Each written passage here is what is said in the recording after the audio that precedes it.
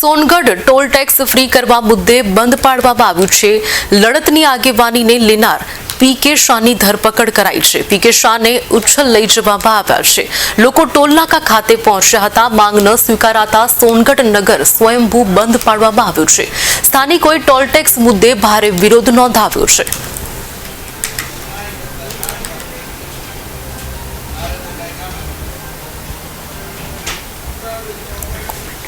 મહત્વનું છે કે માંગ ન સ્વીકારાતા સોનગઢ નગર સ્વયંભૂ બંધ પાડવામાં આવ્યું છે।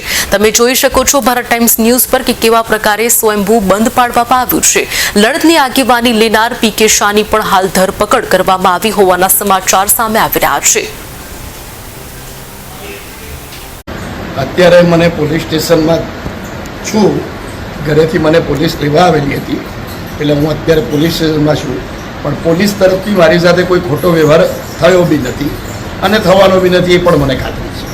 બીજું કે આંદોલન તાપી જિલ્લા સમગ્રને ફરી જણાવું છું કે આંદોલન તમે ચાલુ રાખો, બધા પોતપોતાનું નેતૃત્વ કરે, પણ ફરી પાછું પણ કોઈ પણ પ્રકારની વાંધાજનક પ્રવૃત્તિ કે ઉશ્કેરીજનક વાતો ન થાય એની બી બધાની જવાબદારી, અને અત્યારે જે માંડલ ટોલ નાકા પર નેતા છે નાના મોટા, એ દરેકની જવાબદારી રહેશે કે કોઈ પણ પ્રકારની ખોટી સંઘર્ષ પ્રશાસન કે આપણે કરવાનો નથી।